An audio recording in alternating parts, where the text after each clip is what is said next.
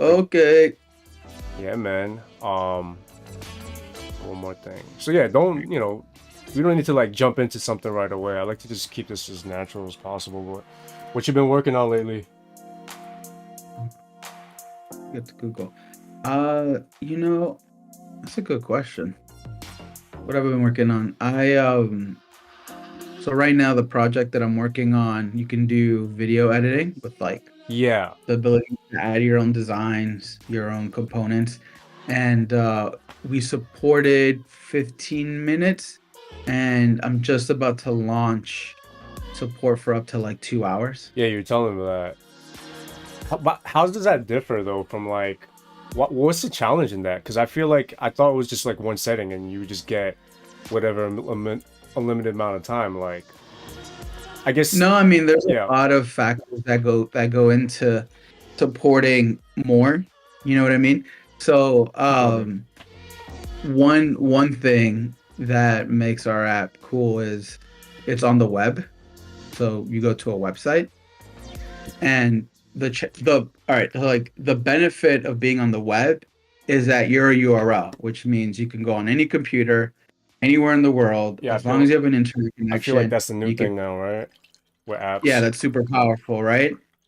Because you have again the benefit of like I can lose my computer in Japan, go to your crib, use your computer, Right. log into the account, and I can still work on my video, right?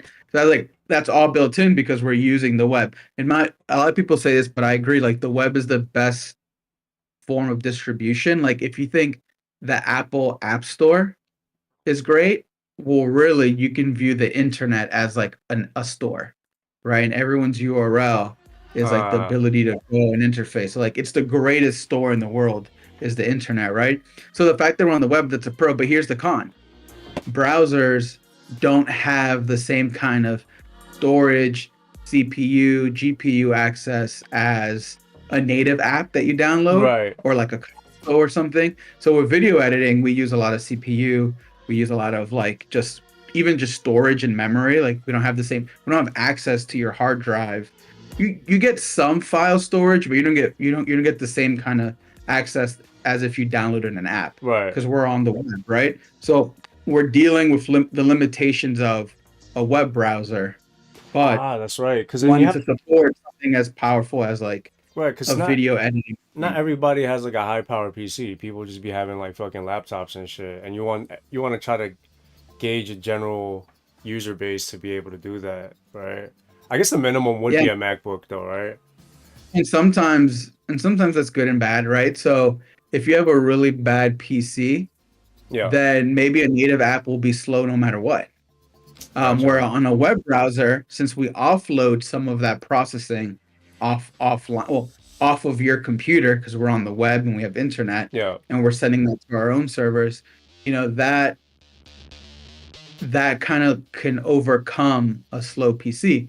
But then in other ways, if your PC is slow, then that means your browser's slow, which means things like animations or just like feeling snappy and quick are going to take a hit, right?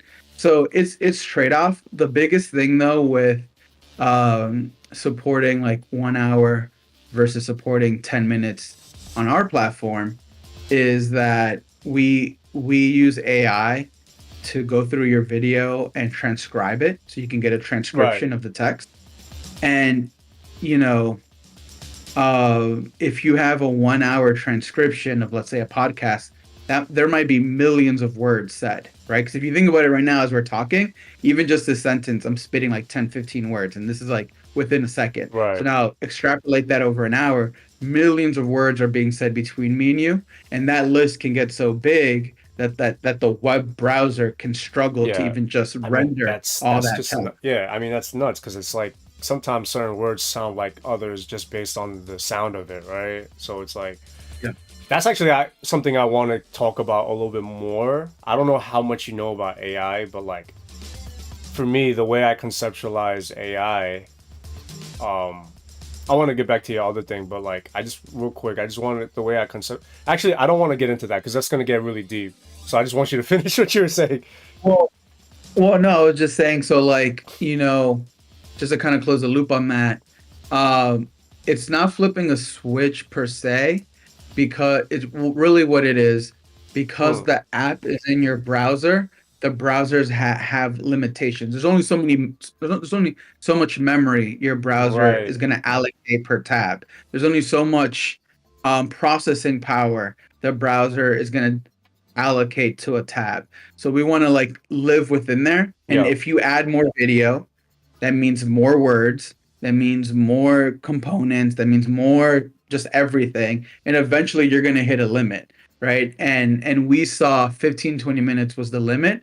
And then I did some tricks. Don't want to get too technical, but I did some tricks that basically it treats 10 minutes the same way as if it was 2 hours. Right. Like the optimization is, even though you have 2 hours, because if you the TLDR is, if you have 2 hours of video, you can't actually see 2 hours of video at one time. So some of that is off screen. Right. So what I do is called windowing. So if you think about this window, like right now that you're seeing my face on the webcam, anything above me and anything below me technically exists, But but it's not there. you can't see it. Right. So what I did was implement this thing called virtualization, which is like, hey, instead of just keeping the stuff above and below, Yeah. let's just remove it and only ever show you what you're currently looking at. And I if you think start I'm scrolling up okay. and down, Right. then we'll quickly swap it into place. And that way you maintain a constant efficiency throughout Right. Because the like entire. because it's such a like if you're doing like 15 minutes or 5 minutes just for the sake of argument, the threshold is so small. It could use all that, CPU to kind of like go through all that because it's such a short time. But if the more longer it gets, the more CPU is being used, the more tough it's on the hardware. But because you figure out a way to kind of like keep it at what you're just looking at, If you could essentially. only ever see one frame at a time. Right. Like if you're That's watching a interesting. video, you're watching 1 frame per second, right? Or 60 frames per second, right? So like as long as we're always only rendering, let's say if it's 60, maybe we render 200, Right. right? Just to kind of have a buffer.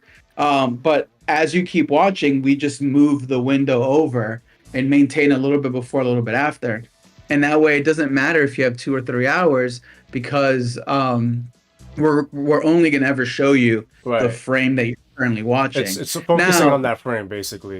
Right. exactly, and that's really hard to get right. And there's still a cost to that, and there's other optimizations, but just that win alone Yeah. is how we've been able to like 10x, or 6x our duration of Right. of a project. I mean, I don't think anybody's gonna be doing more than an hour. Like generally, I don't think anybody should do more than 30 minutes. But like at this point, with like content creation just being a big thing, and who knows, maybe somebody wants to make a movie out of it, like a short film out I of could it. definitely see someone starting with an hour, but then immediately clipping out like 30 minutes of it, just Right. cutting out. Right. So you Right. may start large because you have a bunch of B-roll and extra stuff, Right, but but you're gonna you might want to condense use that. it, right? So you still have to kind of go through all that video footage. Um, That's right. But if you are doing 1, 2, 3 hours of full like let's say a podcast is 3 hours long, you're probably, I'm guessing you may not be today our current user, and you're yeah, probably paying someone to use like FX Pro or like an actual like pro commercial tier right, software on like dedicated machines. Because if you're doing a 3 hour pod, you're probably using like very high end cameras, right, multiple like if you're using that like prosumer level, we're probably not the right app. I think we're the right app for like teams at businesses that want to do collaborative video editing, right. right? So like Like make think like a quick like marketing campaign video, like marketing campaign right, or think something. like the Nike team wanting to quickly make clips for social, Oh, and that's they have to cool. share it with each other, and they're Right, all right, trying to right, edit. Like we're not talking about like a Nike documentary. We're talking about like Nike on TikTok, it's like right? Like right, like a more like that's a a, B2B type of like tool, mhm, essentially. You know, mhm. I wanted to ask you too because I known you for like the longest time, and I know you've been in software How dev long has it been now? probably like, well, I met you. It's definitely over 10 years, that's for sure. Yeah, Because yeah. right around I met you is like when I started DJing, and I know I'm I already hit over the DJing, a 10-year DJing threshold. But I believe it was in like 2014, 13, I believe, or something like that. I was It might be, 18 or 19 when we met. yeah. I So think it was 18. it might have been like, yeah. So actually, with the doing the math, it might have been just like, yeah, like 11 years, 12 years. But it feels like forever. I feel like I've known you Mhm. forever. Um, Mike, the thing I wanted to ask you was, as a software dev, how much has your work changed into AI? Because AI is just everywhere now.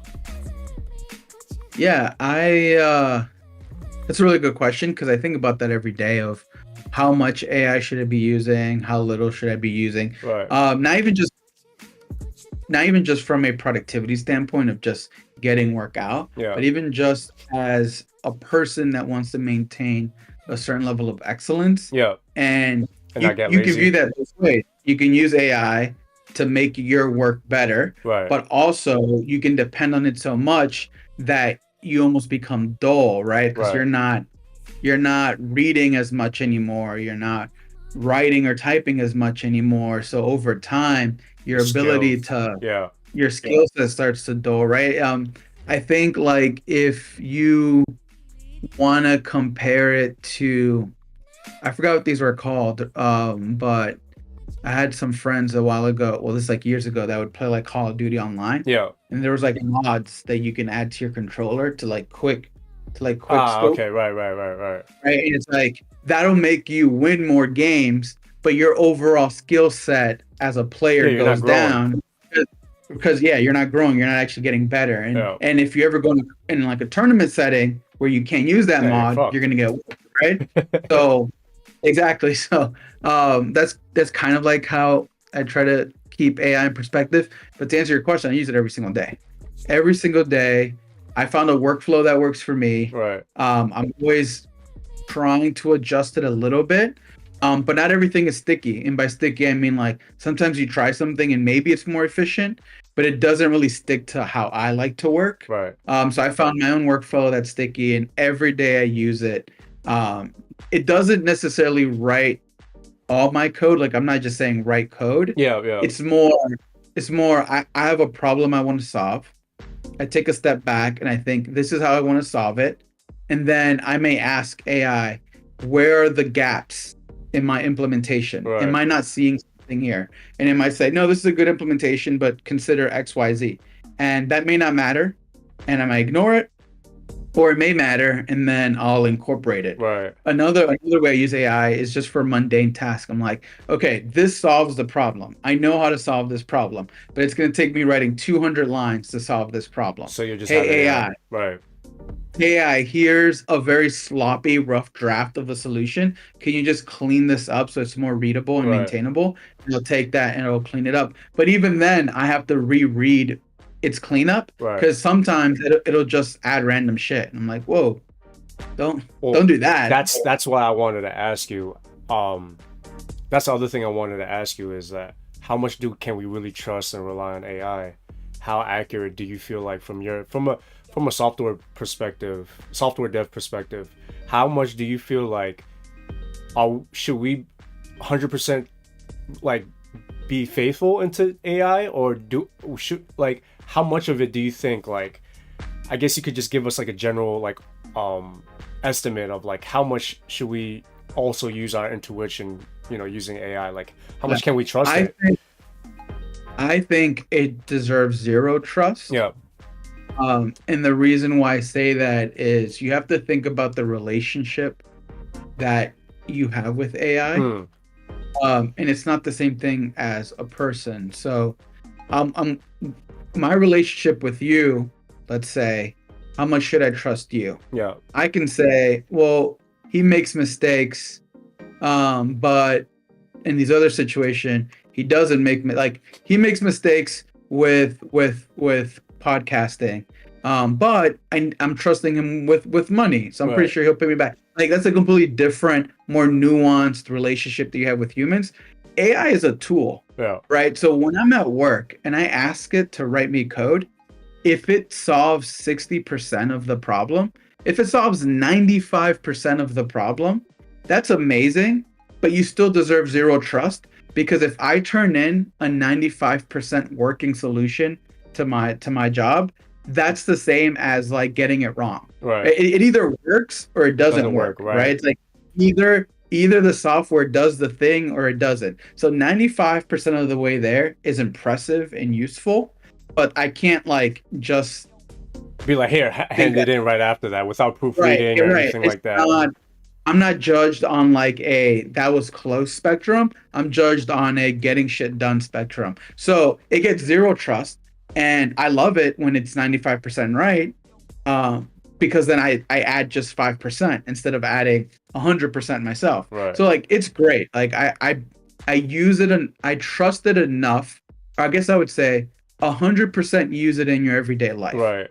Should you just trust its output? No, you should like evaluate it, but still like acknowledge that if you didn't do that, it may have taken you days to weeks, and now it's just taking you 10 minutes. And I think that's the problem I'm seeing a lot of people fall into is when something does something for you, you get used to it very quickly, Right. and then it almost spoils you and makes you lazy. Right. Like how in one way, another way of viewing it is like how lazy are we that this thing can spit out a 75% working answer, Yeah. and all you have to do is 25, Yeah. and then it's like you're too lazy to do that, so you just copy paste it and move on. Right. It's like in any other universe, you would have to have spent like a week doing this, but you got it in 5 minutes. Just do the little bit of extra work. It's still worth it, but don't fully trust it. I have to say that's why I get, and I wholeheartedly agree with you. That's where my sentiment towards AI as well. I'll, obviously get into that why, but what I really hate,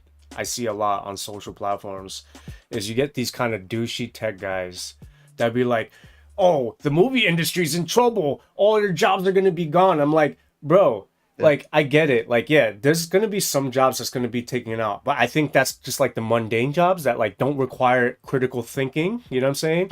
But just like, at the same time, it's like you still need that kind of human verification of like, or like assessment of like, is this good? Is this something presentable?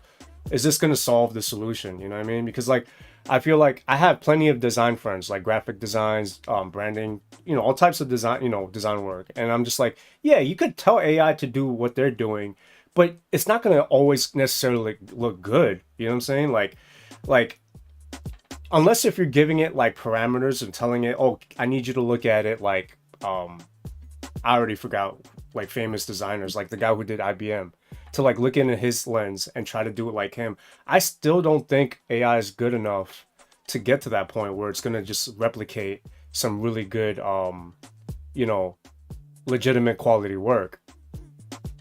It will make, if you're not a creative, it'll give you better creative than you'll come up with yourself. That's true. If you're a phenomenal creative, it might get something to your standard quicker than if you were doing it on your own. Right. But it's not going to make the non-creative beat the master creative.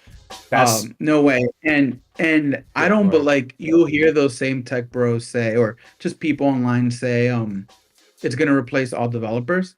Well, I don't know if you saw this news, but OpenAI just spent $3 billion buying this software company called Windsurfer. okay. And what Windsurfer is a they're called, it's like a text editor. Yeah. Where a developer can sit down and write code. Okay. But these text editors have AI built in, so I can like write code, click a button, and then tell AI, oh, make these changes for me, and it'll change it. Right. So like when I hear them say there won't be no more developers, I think that's so silly because they just spent $3 billion on a tool to help developers use AI.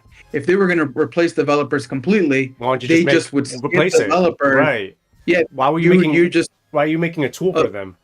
Why are you making a tool to make my job as an engineer easier? Right? They just not do that and make a tool for somebody else. I think that what we're seeing with AI, like any amazing tool, is it's going to make you better. Right. And if you're bad, it'll make you slightly better than bad. And if you're good, then it's going to make you great. And if you're great, it can make you amazing. Right. It's going to take where you are and just give you like a boost or an enhance. But like if I'm not a designer, but and I can use AI to come up with some design, but you know, I don't have the language. There are Right. certain art styles, there's certain graphic design trends, there's certain terminology that Exactly. I don't have, and I can't prompt AI to create something that I can't even describe myself, Right. right? Because Um, there's terminology that these guys use all day that you wouldn't hell in no way understand that if you actually study the that's right. discipline. Um, the other thing because the reason why I was asking that because I noticed a lot of people on Twitter. I'm not gonna call it X. A lot of people on Twitter would just be like, "Hey Grok," because Grok they always ask because Grok is the AI software Yeah, that they use yeah. on that platform, and I can tell you like in my hand how many times like I felt like that was wrong information. You know what I mean? Like, do you feel? I'm sure you do feel this, but I feel like there are AI models that are better than others. How true you think that is in terms of like Very true. information? Yeah, very true. And there's different ways of thinking about them. There's some that are gonna do deep analysis, Yeah, and that may give you richer information, yeah, but it may take an hour. There's some that'll give you an answer within milliseconds to seconds, yeah. but it's not going to be as rich as a deep analysis. Those are two different models. So, like, better is what is it that you're trying to optimize Right, for? Something like how do you make a grilled cheese sandwich? I don't need the deep research, right. like I just need 30-minute, yeah, 1 hour. right, I just need the recipes, right, and steps. So the faster, cheaper model is probably sufficient for that. yeah, But if I was like, hey, I'm trying to, do a comprehensive analysis of this like genome for some biology like analysis, right. I may want an extremely powerful AI that could be very expensive, but like I'm utilizing its full potential. In that So there's different situation, you're models not for looking that. for a quick answer. Right? Anyway, you're doing like you're planning to spend like a month of research and like you know writing That's this right. out. So you need power, not speed. And then there's tuning, right? So there's this is really good and trained on video, which is different than training on image, which is different than training on text. Then there's personalization, which is, this is generally trained but enhanced by my business Right, or my customer base or my needs. Let's say um, an OpenAI's LLM is really good for a lot of broad things, but it doesn't know the clients that go to my barbershop, and it doesn't know the details of my business. But if it had access to that data to blend in with its training, it can give me very specific advice, right? right. So like that's not a model per se, but that is context. So that kind of applies. So I wouldn't say that they're the same. I wouldn't even say some are better or worse. Yeah, Um, I would say it just depends. on the situation, Now, right? where some are better or worse is if I'm like, this is my fast model, and you made a fast model, and they're kind of the same, but mine is faster, then yeah, mine's better because like it's So apples to apples. subjective. Yeah, it's subjective Yeah, to but even say that because it really depends on what your situation is and like you can't compare Grok to like ChatGPT, right? Because like they're right, both because using. Grok has access to real time tweets. That's So true. that's something completely different than OpenAI. And but maybe I don't give a fuck what people on Twitter say. So Oh no, I don't I read gotta it. I gotta say, man, I have the worst habit of opening that app, and I need to really delete my shit because it's just a cesspool of like I negativity. can't even get to that app, man. I use it, but it's a struggle because X is such an ambiguous letter. It's like it opens text messages. Yeah. It fucking Google might think it's porn. Like it doesn't. It's so Twitter was very clear and intentional. X Okay. is ambiguous. He ruined the brand on that. But I agree with you. I have a rule of thumb, and I'm trying to break it. I mean, it's why I'm doing this show with you. Yeah. My rule of thumb is like there's no point in engaging on the internet. Like if I am never gonna speak to you, That's my like how problem. we're speaking now, I'm not gonna engage. So sometimes I'll write a reply and then I'll just delete it. Yeah, Just I like do that all the time, bro. there's just no I'll point. write something like I Um, thought about, like, yo, all right, I'm gonna get this person. I'm like, nah, I'm not gonna. I just delete it right after that. but I've started to reply, and it's I think it's been not good and good. So here's the not good. I'm engaging with fucking nobodies online. That's like not good. The good has been that usually those tweets will start with "you're a fucking idiot," Yeah, but then I'll stop and I'll be like, "Yes, this person's a fucking idiot," but that's not like a response. Like yeah, that's not. I have to actually like explain why they're an idiot. So it has made me like formulate my thoughts that's true. uh Be more back. So wittier. like in that part, but now I'm realizing, because I've only been doing this for a few weeks now, I'm realizing if you actually go through my replies, I'm just a all I do is tell people in one way or another I just disagree Yeah, and call people stupid. Like there's no bigging up bro. anywhere, and I'm just like, I oh, just, this just brings badness out of me. I'll say this right now. The day that this whole platform that we're trying to build blows up, they're gonna have a lot of evidence, digital evidence on me if they look it up, bro. I said some shit that I should never say online.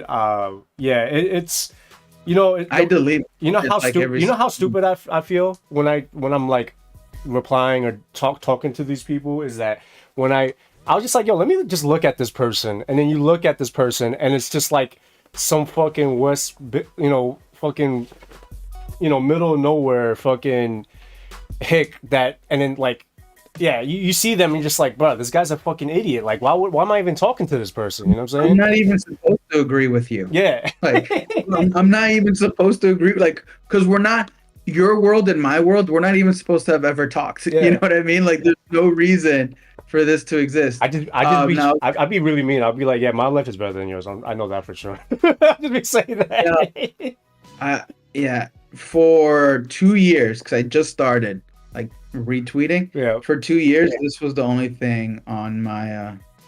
Could I show this without showing me? There you go. This was like the only thing that I had. Well, you gotta move it a little bit to the side because it's not catching it. More to your face. Yeah. That's the heavy low kick. That's the only thing I had on there for 2 years straight. That's good, until man. now. That's good. Until now. Well, now I'm using it more, and I'm like, why? Because even I think the formulating your thoughts better is kind of good, but I don't really need Twitter for that. I can just do it in my head. Yeah. And I don't think for the business I want to build and the brand that I want to create, and even what we're doing, I don't think like those people. I don't think it's a Twitter community. Yeah.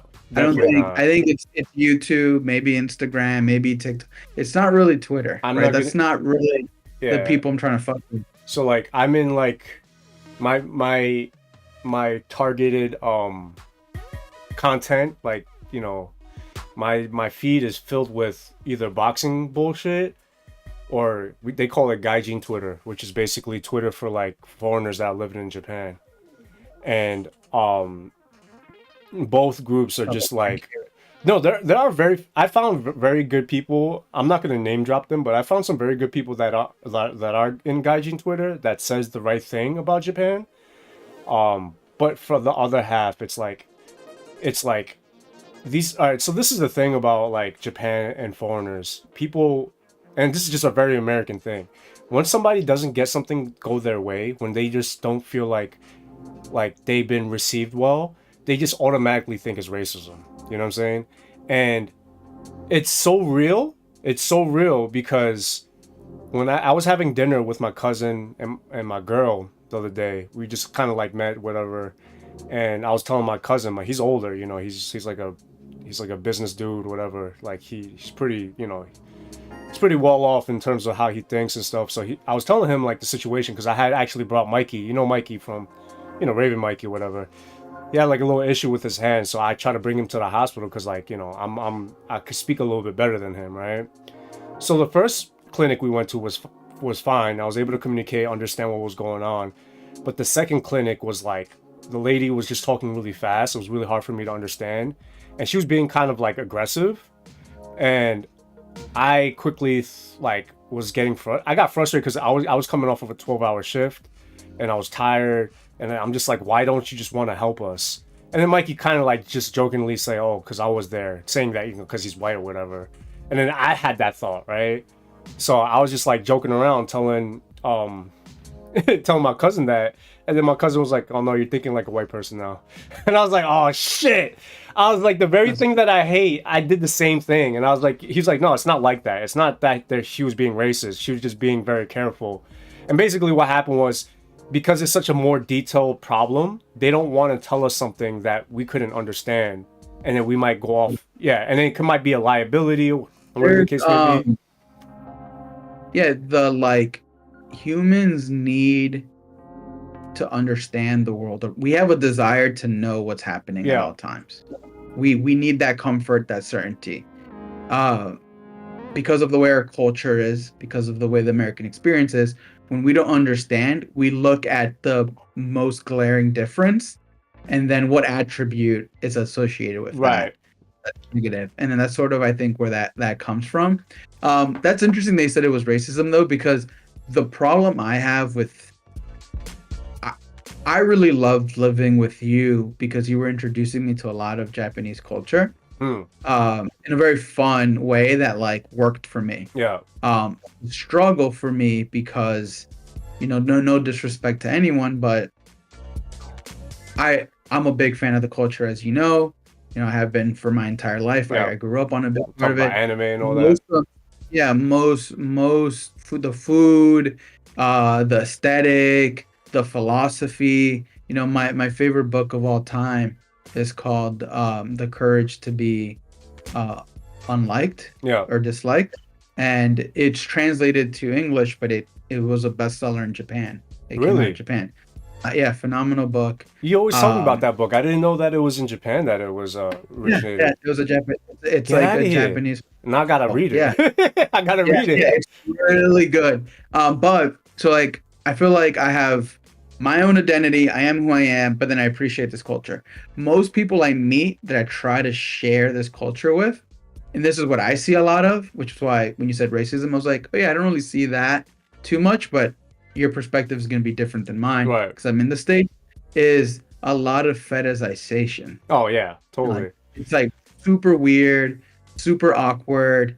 It's like uncomfortable, and it's just like you're just like fiending for this like weird subculture thing that has nothing really to do with like the country. It's like it's not Japanese, it's this American interpretation of it where they just fetishize it all the time. And I'm just like, I don't know. It just never really, remove any association with Japan. I'd be like, just that behavior is weird. Like, this is weird behavior. And I'm just like, yeah, I can definitely see why if you're from Japan or you are Japanese and you have a certain view of Western culture, and your exposure to it are these weirdos that just come to your country and start acting weird. I'm like, oh yeah, like, I would be like, yeah, like I don't like this shit either. Who are these people? Like, you know what I mean? So it's a really interesting dynamic because the people that are normal already have their lives back in whatever country they're in, right? But the people that those are the people that I would like to see come to Japan, like somebody like you or like other people that I know. But the people that actually are willing to sacrifice their life to go to Japan and start a new life are the fetishizers, you know what I'm saying? So we end up getting this population of weirdos coming here, you know what I mean? No disrespect to some of the people that I know here. I think some of them are great, but there are people here for the wrong reasons. And for one, like I see like people are just struggling to get like citizenship, so they just willing to marry just anybody, you know what I'm saying? And like they just want to like stay here at any cost with their life, and that to me that's just inherently wrong, you know what I'm saying? And people that are willing to do that have to be weird, you know what I'm saying? Like you have to be either weird or just not right as a person, you know? And unfortunately that's what we get, and that's why, going back to the Gaijin Twitter, half of that population, the people that I see, the things I see is just like, yeah, you're kind of like the people that Japan should not have here.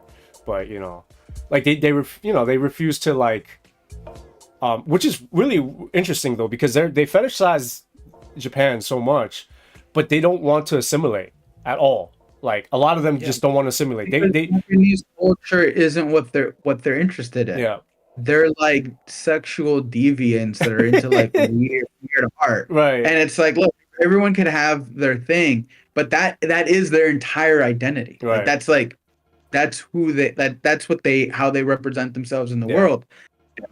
I don't think that's representative of Japanese culture. So, I think they're not actually interested in Japanese culture. They just are interested in this American experience of viewing Japanese culture, right? And it's like, that's well said. yeah, Yeah, and it to me, I hate it selfishly because I'm like, there's no one that I could just vibe with about like a good except for you. It's like I don't have a lot of people that I know, because anytime I come across someone who's like an anime fan somewhere, yeah, they start going like off the deep end. I'm like, right. all right, And never. then they start like, yeah, I know what you're saying because I also feel that with certain people.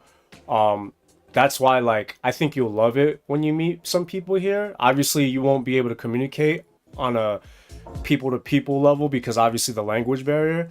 But like even when I hang out with my coworkers like at work and stuff like that, some of them will be like, "Oh, what's your favorite anime and manga? Like what game you're playing?" And it's like it's interesting because it's so normalized, you know what I mean? Like for Americans talking about that is not really the common conversation because you might be viewed as a little bit weird or come off whatever. Here it's just like that's just part of everyday life, like how we watch like Yeah, Netflix Americans dramas and stuff like struggle. that. Yeah, Americans struggle with like this. Like to me, I feel like it's so obvious, but they don't see it. There's different genres in manga and anime. Mm, So whatever you like in Western like television or yeah, movies, there's a version of that in this art style, in this definitely. art form. You just have to like find it. It's like, yeah, if you don't like the big three like Naruto or One Piece, like that's fine. That's just shonen's a very specific thing for, Yeah. truthfully, really it's for like little boys, Yeah, little it's kids. yeah, it's But for of course, younger people grew generation. up watching it. Like I grew up, so like like it's even for adults now. But there are more mature genres. There are more like comedy focused, love focused stuff like that. And Very story in it, depth. but Americans struggle with like, oh, it's just cartoons. Cartoons are this one very specific thing, and Yeah. it's just like it has nothing to do uh with cartoons at all. Like Yeah, I feel it's like a that's where different genre. that's feel like with American media, that's how they limit like animation to versus like here it's like because I could be wrong, but like, the Hollywood business is not like huge like in California, right? Like they don't have the resources to be like, "Hey, let's just drop this whole series of like the story we World want War to do." II. So they just do it through That's for the animation. World War II. Hmm? I don't know if there's a documentary I saw years ago that said basically that's because of World War II. I think I said After something like after that. World Yeah, the short of it was, and I'm sure there's a lot of context I'm missing, but after World War II, because of what America did to Japan, America having winning the war, with the Allies, they had an economic boom, Yeah. which is basically where all the money fueled into Hollywood, so you can do big explosions, Right. big Right, cinema. right, right. Japan, having gone through what it went through, unfortunately, had basically no economic like Resources or anything like that. resource Yeah. money coming in. So animation, hand drawing was a very affordable way of creating or telling stories, which is entertainment. Right. So like the manga anime industry was boomed out of basically not having the resources to do Right. what Hollywood was doing, right? And like that's how that grew, and then Hollywood grew because America had unlimited money, so they Yeah. can afford all the shit. Yeah, because I mean, it's quite obvious it's really expensive to do all of that. So like, I feel like that's the thing that people, especially in the Western spectrum of everything, they don't understand. Like that's just regular TV for us. That's not some. It's not cartoons or like little kid stuff. Like there are little kid stuff, but it's like they're just straight up stories that we just can't. Well, at the time, couldn't afford telling a story through media, through like physical media. So we just did animations and stuff. But And I think it's better because you can tell stories that you just can't tell or in the or act the way they want to act it, right? I mean, yeah, you can really explore the depth of like the like human relationships, emotions, character building, like in ways that you just can't, like you, because I'm rewatching Hunter x Hunter. you know, You can't do Nen without like you can't live action Nen the same way that you can in story, right, but you need Nen to appreciate what Gon did at the Chimera Ant arc right, when he well, I forgot what it's called, but he did like the Nen promise or the Nen conditions, okay, so that but like you, there's like certain moments that are super intense, yeah, but you need the world building around it in order for it to like really be felt. And you can world build so much better in animation than you can in real life, because in real life you're assuming you have the budget for the effects, you right. have the actors. It's just so much harder. The set design and Than all that. Yeah. right. You can't do One Piece. You can't do a 20-year No, world that's building. impossible. It's not possible. Those actors would move. It'd get too Yeah. complicated. So like you just so how can you get a 20-year payoff? Yeah. In if it's not animated. So to me, I think the art form has the potential to do a lot more than what we're doing in live action. Yeah, man, but like just imagine getting like a Avengers budget for fucking One Piece. That would be It'd be insane, awesome. man. Yeah, I don't know. That's Yeah, and that's the other thing too, permission. Like to get the okay to even do certain projects, you know what I'm saying? Like there's a lot of bias that goes into it because there's a lot of risk involved. So like you can't see certain projects the way you want to see it in Hollywood speaking, because like the money needs to be okayed. And if it doesn't, if you get like a smaller team, you can't take like a perfect example, Dragon Ball. You can't take a fucking legendary fucking manga series and give it a low budget, like, and then that's what we ended up with. It's just some fucking that Dragon Ball movie made me so sad. yeah, that shit was crazy. And it's funny because they tried so hard. They tried so hard making it good by casting Chow Yun Fat, which made no sense whatsoever. like, But I've seen a good Dragon Ball movie before. like live action. Yeah, well, by good I mean it was really bad that it was good. Oh, But I was a kid in the Dominican Republic, just scrolling Spanish channels, yeah, and then I just saw this like live action Dragon Ball Z. I don't even know if that was like authorized, to be honest with you. probably not. Dragon Ball Z movies Yo, I'd be live loving action. seeing like you'll see like those videos where like Brazilian dudes or like people like in Mexico they just be cosplaying anime characters and shit. That should be looking so funky.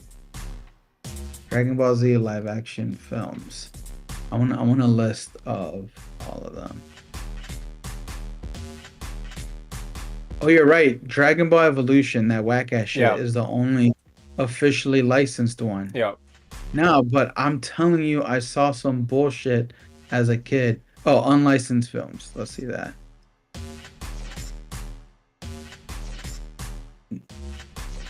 Yeah. Let me Google these real quick.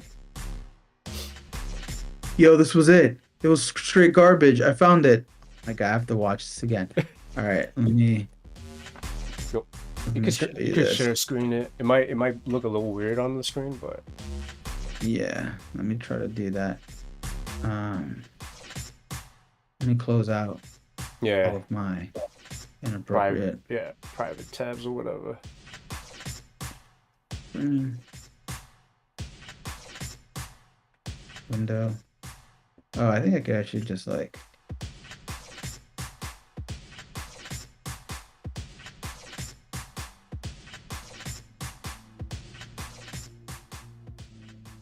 Yeah, I don't know. Okay, that's. You see this? Wait, can you click that one photo? Yo, what is that? Oh my. Damn, I can't really like produce it correctly on my thing because like, how do I do Yeah. this? Yeah, it's gonna look weird because Alright, here you go. This was it. This was it. yeah, it's gonna be hard to see it because like the way my compositions on my yeah. Yeah, so we're not gonna do this, but what I see. country I see. of origin is it? Where I the was in the magic begins? Dominican Republic where I saw, But what but country made that? let's see.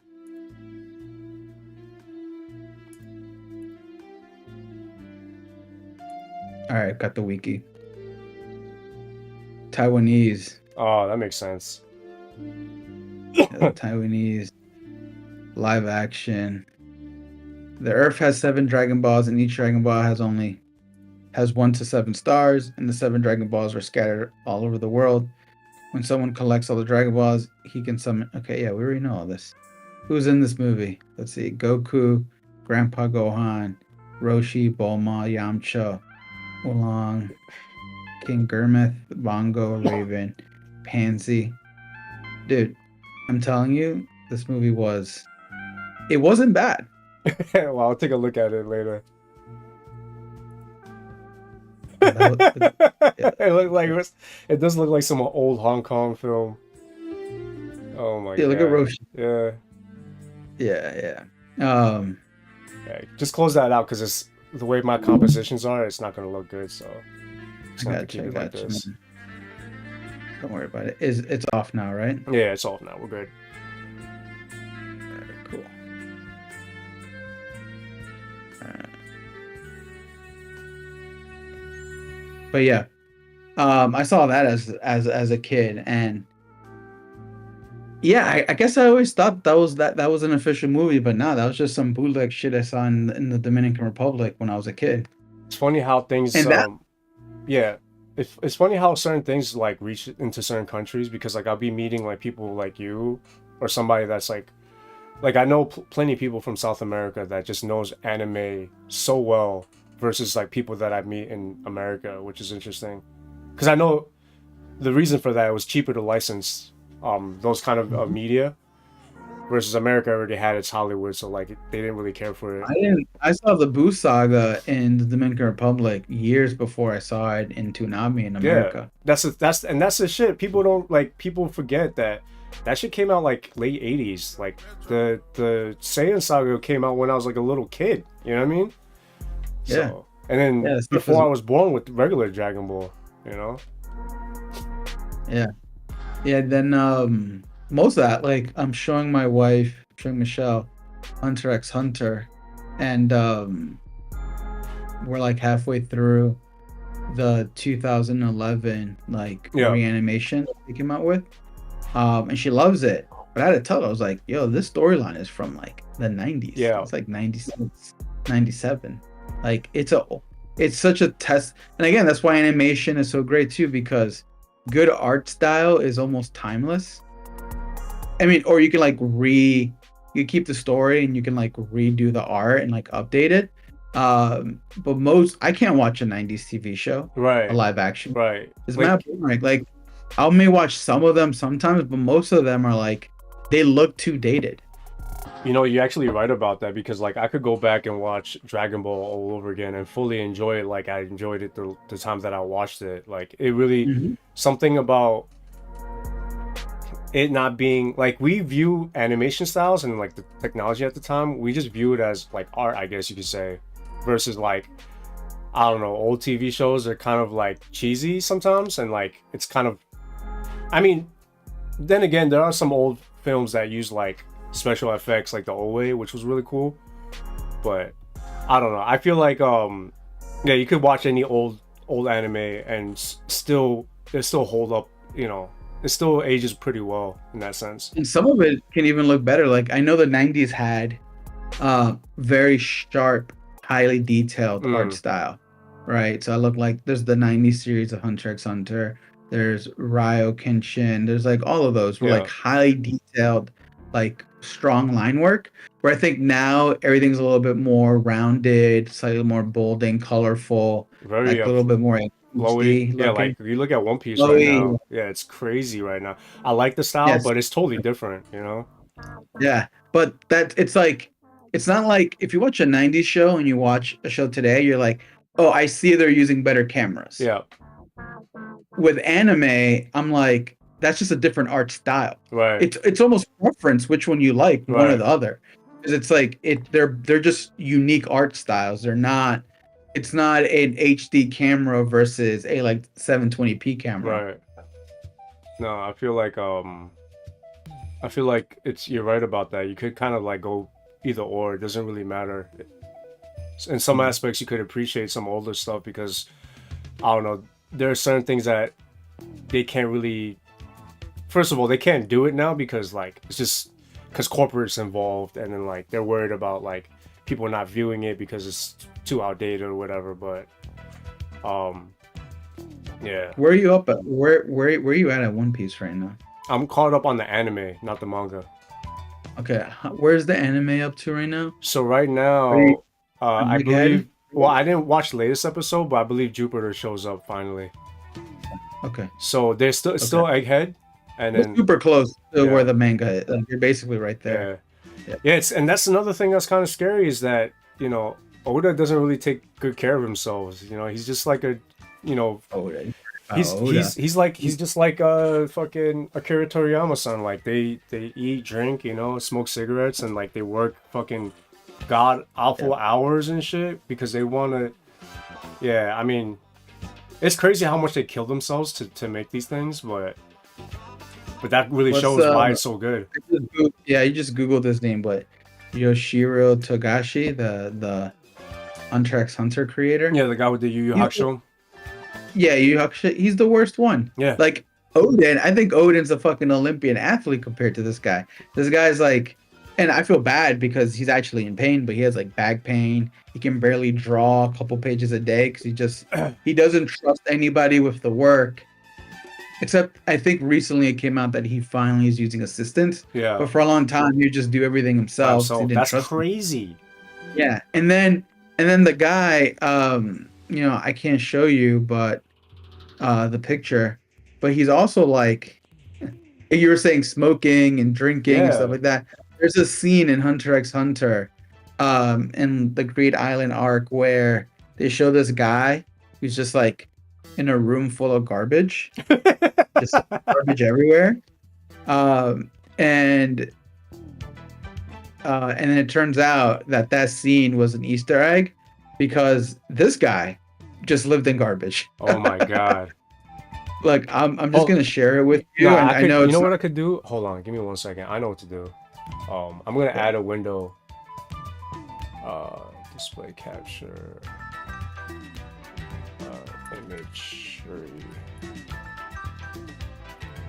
So what you're gonna do is wait. What is this? No, this is not the right one.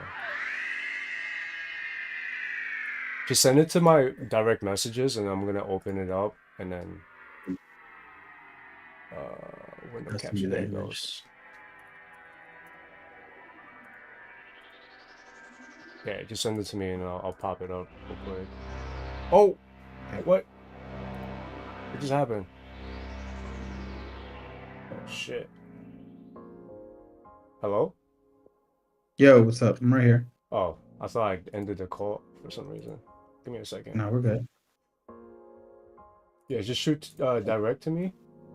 Yeah, I'm sending it right now.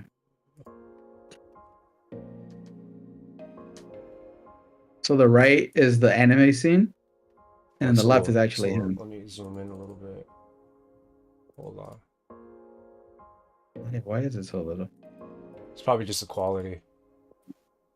Yeah, let me just take a. Oh, okay, got it. And then the other one, oh my god. Yo, what the fuck is that? Yo, that's disgusting, man. And then, wait, hold on. This is a wealthy, like, highly regarded legendary writer. Already created a classic on his second run.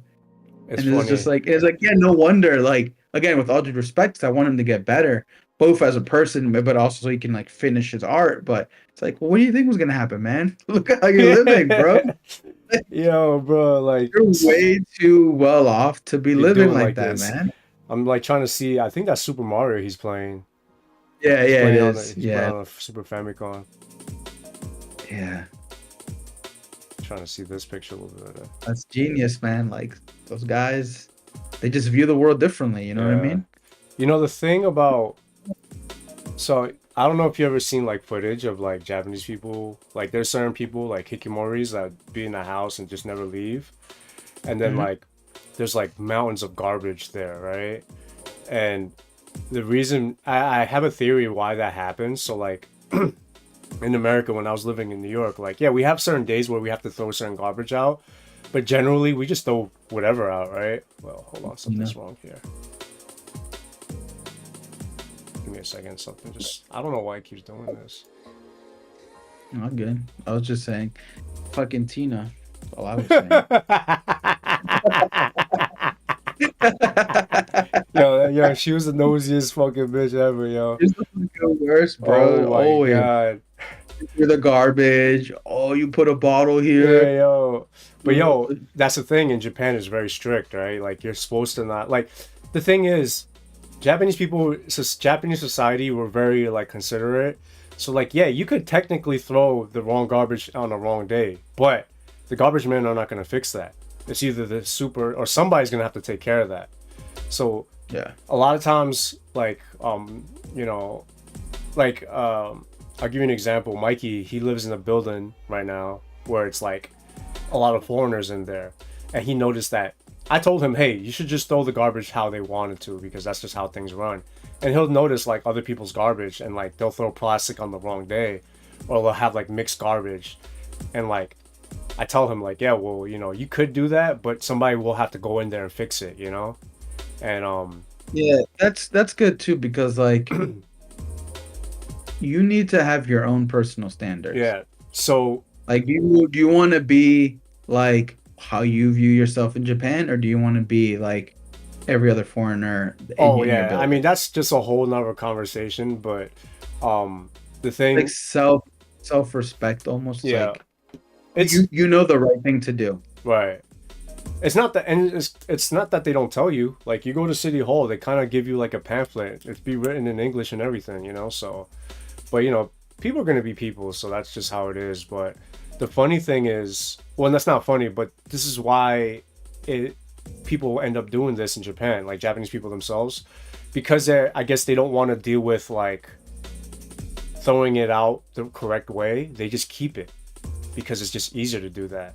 So it just ends up Uh, right, right. So instead of just yeah. obligating somebody else to clean it, they just bother not throwing it out because they just wrap it up in a bag and just leave it to the side because they don't want to separate it. Otherwise, they'll feel bad throwing it out and they'll feel like a scumbag. That's kind of crazy, right? Yeah, no, I understand this, right? It's like I care enough Yeah. not make it harder for somebody else, but I don't care enough to just do it the right way. And to be honest, I get that because you're like, you don't care enough to do it the right way. It's like, well, there's probably one bag and then it's probably not a big deal. Yeah. But then once it's 10 bags, you're like, oh, fuck. Well, You know what I mean? Like, it gets. and that's the thing. So like the Is there challenge. a service?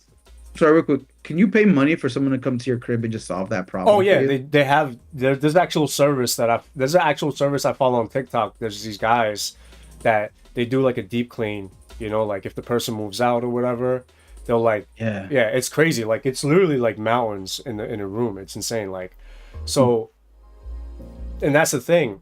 So for me, right? I'd be up on top of it pretty well, but sometimes I forget. And then when I forget, I have to wait a whole other week. So I have to leave it here. You know what I'm saying? So it's very easy just to leave garbage sometimes. You know, then you forget and then they probably get in the habit of just forgetting and just forget about it and just keeps building up. Yeah, it's pretty Yeah. nuts.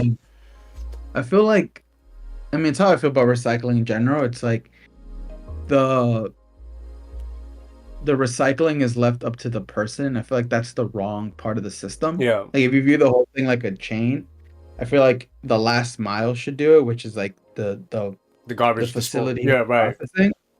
And maybe you pay extra for that, but expecting people to do this is like a frequently occurring task that you don't think about or care about. Yeah, It's like the worst kind of task, yeah, right? So it's like better to just not do it and then pay, like bake it into the price or whatever to have the facility do it instead. Maybe that's impractical, I'm not sure, but I just feel like there's just too much human error Yeah. if you do it on the human route. Yeah, but that's a really good insight, 'cause I never thought about that. It's like, yeah, it's the, and it may not even be like I don't want to be inconsiderate, but it's like the shame. You might feel shame. Yeah. Like like, this person's gonna look at me, they're gonna find me. You like create this whole story, right? Yeah, that's interesting. Yeah, so that's basically why, that's my theory as to why you have these hikikomori like garbage garbage yards in the room. Hikikomoris shower? I'm sure some of them do, some of them don't probably. Yeah, because in that scenario you described, Yeah. that person might still be like, I shower, Yeah. I go out, because they're kind of in like this weird situation. Yeah. A truly dirty person that doesn't mind their garbage isn't gonna shower. Yeah. But someone who's too ashamed to throw it away because of blah blah, they may still keep up appearances, right? Yeah, I just think that's just, yeah, it's a really You know what that reminds me of? This fucking guy, Brady. How's Brady doing anyway? I don't talk to. I never talked to him after that. Oh, okay. I made a choice. Yeah, he was a very good No, he was a good friend, but you were a good friend too. Yeah. And the situation got to a point where you may have actually, now that I think about it, if I would have like sided with Brady in terms of defending him, you would have been tight, but you probably would have gotten over it. Yeah. But I felt in that moment, I felt like, yeah, I have to cut someone off because this is like this is not gonna resolve. And I was like, he made a series of odd choices. So I was like, all right, I'm done talking to this guy. Yeah. Yeah, see, this is why. Yeah, no, I mean, the air mattress was a dumb choice. The peas were a bad choice. The whole thing. Yeah, the meals he made. But you can't. I fucked up too, though. Because right after Brady, I made the worst choice. We had a homeless guy. We both equally did, like, we canceled each other's out because then you let that fucking that fuckhead live with us. Which that was crazy. Because why did we let him do that? I have no fuck. You know, I look back at it and I realize, like, you know what it is? That could have been way worse, bro. You know what it is? Honestly, you get to a point, which is unfortunate, and I feel like a lot of young people still have to like grasp this, but like, you're just gonna have to let go of certain people in your life, no matter how long of a friend you are with them, because some of them just have a black cloud around them. I'm not gonna name who. It's the person that you know kind of introduced us to that guy, but I'm not gonna name who. But like, they don't see what's going on around them. You know what I'm saying? They kind of feel like the environment controls them, whereas it's actually quite the opposite. You have a little bit of control of the environment, you know. And I just felt like, yeah, like why would I agree with you 100%. And things that I felt even in that moment, but I didn't really like care. Again, because you're young, a little bit older, is like, yeah, you don't even get in that situation because, like, just stop, forget everyone involved. Yeah. Homeless with kids. All right, that's already what's going on wild, here. Yeah. Why are you gonna put us in this situation? Why are you coming to us to vouch for this guy that we don't even? Right. Why would you even obligate? Why would you even obligate me? That's so disrespectful. Yeah. To be like, yo, take care of this person. Right. Why would you take my kindness like that? You know. The request is insane. And for someone so unworthy. Yeah. Right. Because I thought at least, oh, maybe this guy was like down and out, and he's actually a decent person, but he was a piece of shit. A piece of shit the whole time, and there was no reason to. That was just a bad. That was just not ideal.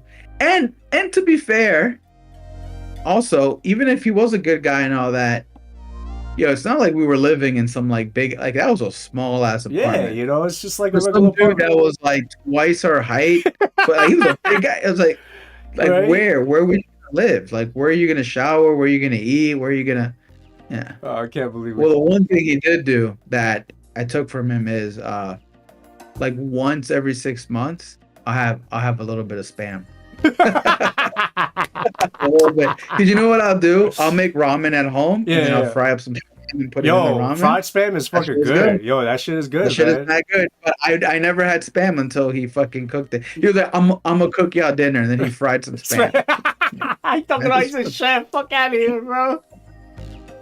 Yeah, I swear to God, we met the we. I think us just being together, we meet the weirdest fucking people, yo. Oh my yeah, God. yeah. Well, because yeah, we just the circle was weird, right? Yeah. Like the fucking I forgot the guy's name, Baez and Oh yeah, the fucking the rave group girl. and shit. Yeah. Yeah, like they're a bunch of weird. Like your old before I took that extra room, your old roommate, that guy was fucking Yeah, crazy. he quit his job because of the internet. He quit the job because the internet was a little bit slow. But you know what's crazy? The internet is way harder now than it was. Like it's way Yeah. meaner. It's way worse now. So he's not.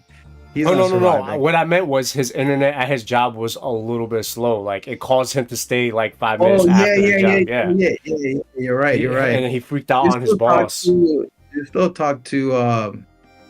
I forgot her name, Yeah, I but do. she was Yeah, dated him. yeah. She's doing Right. well. She's actually she works for the airline industry. She does pretty well now. So Oh, nice. she's actually I think she's looking for another place to like another city to live in. Tell me about yeah. Actually, let's get into that. What's the situation in America right now? Oh, it's, it is. I can't even say. Like, okay. I think for a very specific group of people, Latin immigrants, Yeah. it's really terrible, Okay. and especially in specific areas. So that's Newark, real. New Jersey, yeah, Newark, New Jersey, Boston, man. Like, I have family that are like, I have family that have told me that they have friends that like would go to work, and immigration will just come, and if Get you don't out have of your here. papers, So that's yeah, real. like real, like, there's like a real thing that's happening. But I don't see it in Texas. I don't Yeah. see it in.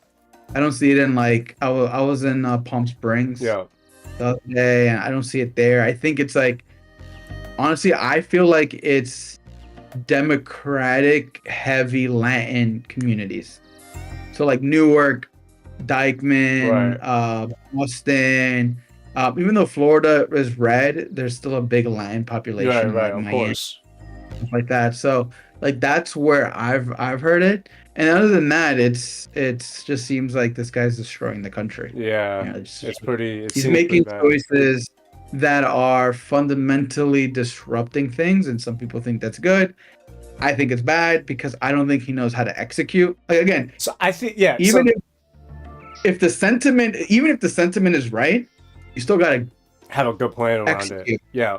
You gotta execute, and if you can't execute, then just I don't. think from my perspective, I think yeah, I think the sentiment's there. I truly believe that he's trying to do right for the Americans, but I feel like he's so caught up on the idea versus the actual execution and actually how to resolve this situation. He's sacrificing way too much, right? Because like look at the whole tariff situation, right? I don't want to really get into politics too much, but like it's he's doing that for me. I feel like he's doing that so he could get a deal with China, but I just feel like China's so good on themselves at this point that or even if they have way more to they have way more to be okay to sacrifice versus America. I feel like America is just like we're still in a bad spot for us to be sacrificing, you know, the livelihood of the economy and people. Well, when COVID happened, we found out that a majority of our things were made overseas, Right, and because of COVID, we couldn't get it in the country, right? right, That's not good. We should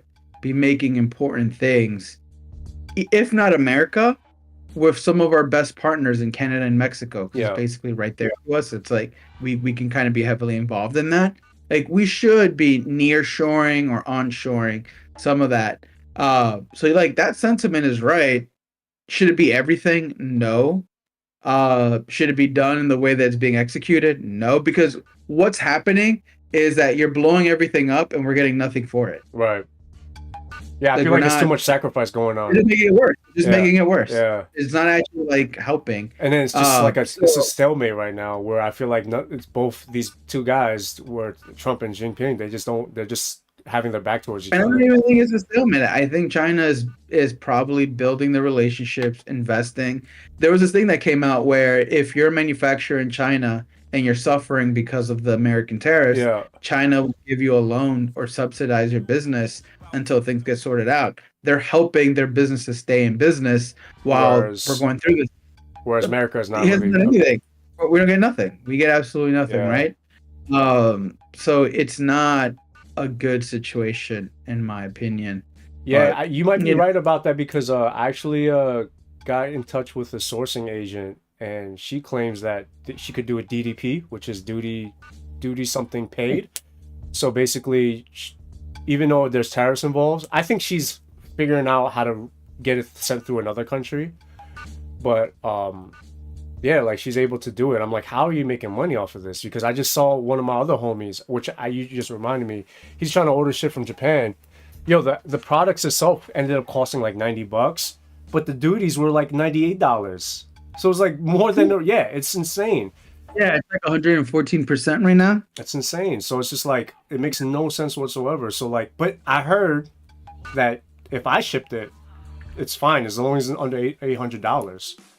So There's rules and there's loopholes, and he's closing them and opening them. The problem is that, like, someone said that even if he was doing this yeah, and it wasn't like, even if some people are saying it's not just that the policy isn't good, like that's not good. That's one thing. Is the policy good or bad? right, But they say the bigger problem is that there's no certainty, right, so you can't make decisions as a business if you don't know what's going to happen. right, right. Some 'Cause you days can't it's plan like, ahead for I'm going that. to close it, open it, it's paused for 90 days, it's back, it's going up, it's going down. China. So if you change the rules every couple weeks, that's even worse than just leaving the tariffs on, because you can't Plan for plan that, yeah. if it's gonna. You're gonna be like, should I order it because it may be worse or it may get better? Like, I don't know. Yeah, because you don't Right? want to, And but you don't want to get like 1,000 units of a product, and then you're like, oh, I'm okay, I'm good to go, and then bong, there's just another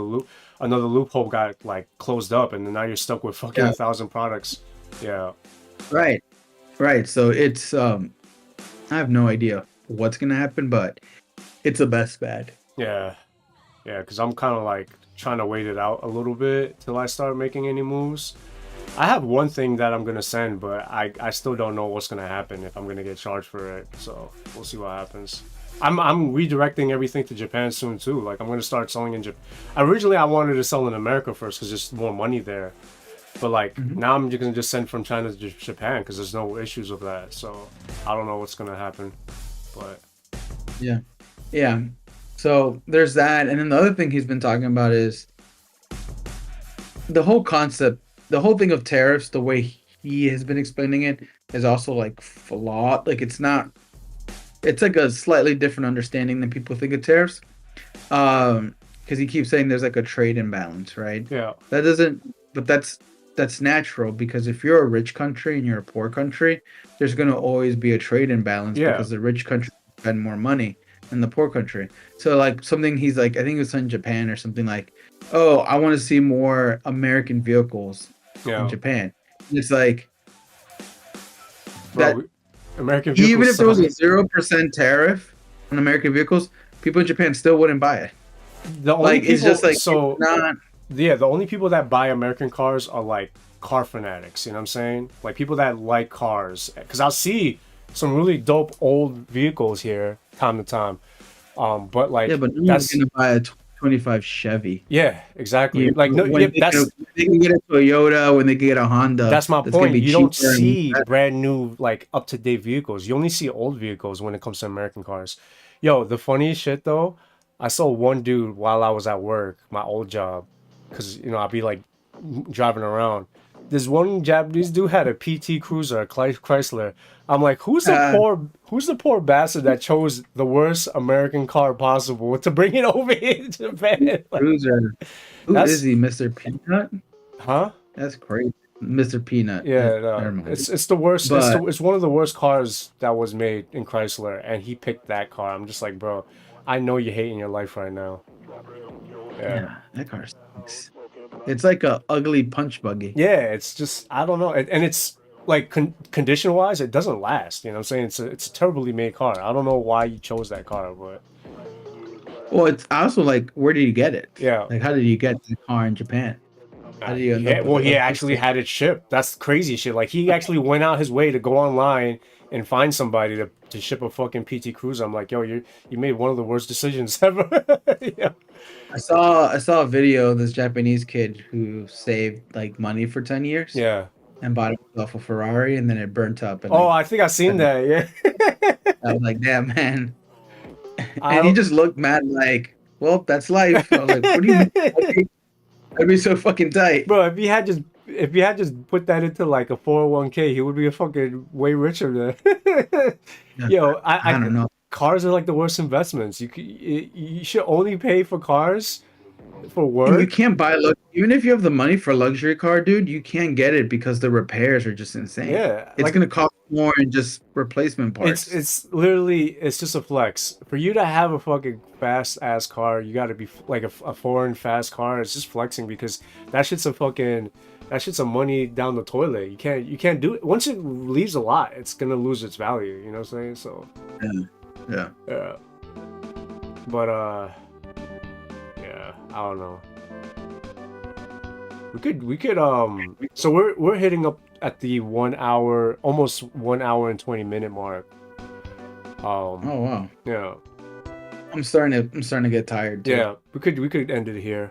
But yeah, so let's actually stop it here. I'm gonna just click stop right